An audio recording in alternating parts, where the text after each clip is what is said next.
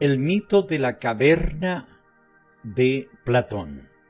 Después de eso proseguí, compara nuestra naturaleza respecto de su educación y de su falta de educación con una experiencia como esta. Represéntate, hombres, en una morada subterránea, en forma de caverna, que tiene la entrada abierta en toda su extensión a la luz. En ella están desde niños con las piernas y el cuello encadenados, de modo que deben permanecer allí y mirar solo delante de ellos, porque las cadenas les impiden girar en derredor las cabezas. Más arriba y más lejos se halla la luz de un fuego que brilla detrás de ellos, y entre el fuego y los prisioneros hay un tabique construido de lado a lado, como el biombo que los titiriteros levantan delante del público para mostrar por encima del biombo los muñecos. Me lo imagino. Imagínate ahora que del otro lado del tabique pasan sombras que llevan toda clase de utensilios y figurillas de hombres y otros animales, hechos en piedra y madera, y de diversas clases, y entre los que pasan unos hablan y otros callan. Extraña comparación haces, y extraños son esos prisioneros. Pero son como nosotros, pues en primer lugar, ¿crees que han visto de sí mismos o unos de los otros otra cosa que las sombras proyectadas por el fuego en la parte de la caverna que tienen frente a sí? Claro que no, si toda su vida están forzados a no mover las cabezas. ¿Y no sucede lo mismo con los objetos que llevan los que pasan del otro lado del tabique? Indudablemente. Pues entonces, si dialogaran entre sí, ¿no te parece que entenderían estar nombrando a los objetos que pasan y que ellos ven? Necesariamente. ¿Y si la prisión contara con un eco desde la pared que tienen frente a sí y algunos de los que pasan del otro lado del tabique hablara, ¿no piensas que creerían que lo que oyen proviene de la sombra que pasa delante de ellos? Por Zeus que sí. Y que los prisioneros no tendrían por real otra cosa que las sombras de los objetos artificiales transportados. Es de toda necesidad. Examina ahora el caso de una liberación de sus cadenas y de una curación de su ignorancia. ¿Qué pasaría si naturalmente les ocurriese esto, que uno de ellos fuera liberado y forzado a levantarse de repente, volver el cuello y marchar mirando a la luz, y al hacer todo esto sufriera y a causa del encandilamiento fuera incapaz de percibir aquellas cosas cuyas sombras había visto antes?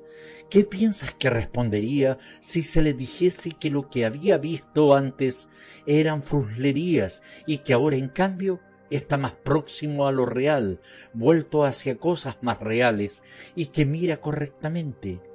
Y si se le mostrara cada uno de los objetos que pasan del otro lado del tabique y se le obligara a contestar preguntas sobre lo que son, ¿no piensas que se sentiría en dificultades y que considerara que las cosas que antes veía eran más verdaderas que las que se les muestran ahora? Mucho más verdaderas.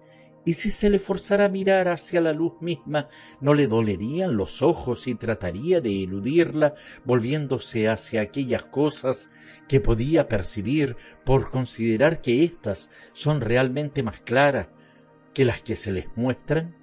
Así es. Y si a la fuerza se lo arrastrara por una escarpada y empinada cuesta sin soltarlo antes de llegar hasta la luz del sol, ¿no sufriría acaso y se irritaría por ser arrastrado, y tras llegar a la luz tendría los ojos llenos de fulgores que le impedirían ver uno solo de los objetos que ahora decimos que son los verdaderos? Por cierto, al menos inmediatamente. necesitaría acostumbrarse para poder llegar a mirar las cosas de arriba. En primer lugar, miraría con mayor facilidad las sombras y después las figuras de los hombres y de los otros objetos reflejados en el agua, luego los hombres y los objetos mismos. A continuación contemplaría de noche lo que hay en el cielo y el cielo mismo, mirando la luz de los astros y la luna más fácilmente que durante el día el sol y la luz del sol. Sin duda. Finalmente pienso, podría percibir el sol, no ya en imágenes en el agua o en otros lugares que le son extraños, sino contemplarlo como es en sí y por sí en su propio ámbito, necesariamente. Después de lo cual concluiría con respecto al sol qué es lo que produce las estaciones y los años y que gobierna todo en el ámbito visible y que de algún modo es causa de las cosas que ellos habían visto. Es evidente que después de todo esto arribaría a tales conclusiones. Y si se acordara de su primera morada, del tipo de sabiduría existente allí y de sus entonces compañeros de cautiverio, ¿no piensas que se sentiría feliz del cambio y que los compadecería?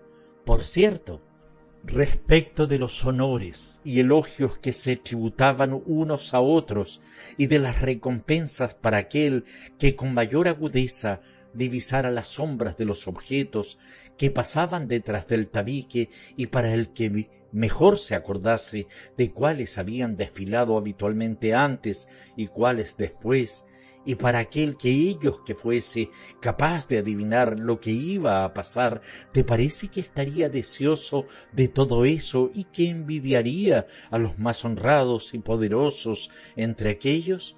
¿O más bien no le pasaría como al Aquiles de Homero y preferiría ser un labrador que fuera siervo de un hombre pobre o soportar cualquier otra cosa antes que volver a su anterior modo de opinar y a aquella vida? Así creo también yo, que padecería cualquier cosa antes que soportar aquella vida. Piensa ahora esto, si descendiera nuevamente y ocupara su propio asiento, ¿no tendría ofuscados los ojos por las tinieblas al llegar repentinamente del sol? Sin duda.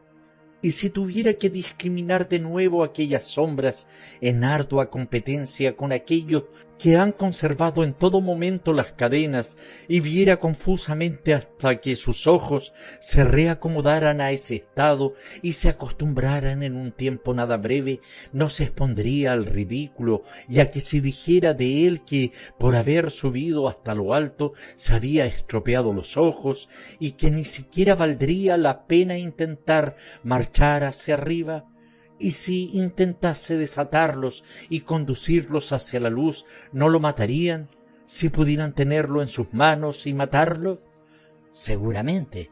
Pues bien, querido Glaucón, debemos aplicar íntegra esta alegoría a lo que anteriormente ha sido dicho, comparando la región que se manifiesta por medio de la vista con la morada prisión y la luz del fuego que ha en ella con el poder del sol. Compara, por otro lado, el ascenso y contemplación de las cosas de arriba con el camino del alma hacia el ámbito inteligible. Y no te equivocarás en cuanto a lo que estoy esperando y que es lo que deseas oír. Dios sabe si esto es realmente cierto. En todo caso, lo que a mí me parece es que lo que dentro de lo cognoscible se ve al final, y con dificultad, es la idea del bien. Una vez percibida, ha de concluirse que es la causa de todas las cosas rectas y bellas, que en el ámbito visible ha engendrado la luz y al Señor de ésta, y que en el ámbito inteligible es señora y productora de la verdad y de la inteligencia, y que es necesario tenerla en vista para poder obrar con sabiduría tanto en lo privado como en lo público. Comparto tu pensamiento en la medida que me es posible. Mira también si lo compartes en esto. no hay que asombrarse de que quienes han llegado allí no estén dispuestos a ocuparse de los asuntos humanos, sino que sus almas aspiran a pasar el tiempo arriba, lo cual es natural, si la alegoría descrita es correcta, también en esto. Muy natural. Tampoco sería extraño que, de contemplar las cosas divinas, pasara a las humanas, se comportase desmañadamente y quedara en ridículo por ver de modo confuso y no acostumbrado aún en forma suficiente a las tinieblas circundantes, se viera forzado en los tribunales o en cualquier otra parte a disputar sobre sombras de justicia o sobre las figurillas de las cuales hay sombras y a reñir sobre esto del modo en que esto es discutido por quienes jamás han visto la justicia en sí. De ninguna manera sería extraño. Pero si alguien tiene sentido común, recuerda que los ojos pueden ver confusamente por dos tipos de perturbaciones, uno al trasladarse de la luz a la tiniebla y otro de la tiniebla a la luz, y al considerar que esto es lo que le sucede al alma, en lugar de reírse irracionalmente cuando la ve perturbada e incapacitada de mirar algo, habrá de examinar cuál de los dos casos es, si es que al salir de una vida luminosa ve confusamente por falta de hábito, o si, viniendo de una mayor ignorancia hacia lo más luminoso, es obnubilada por el resplandor.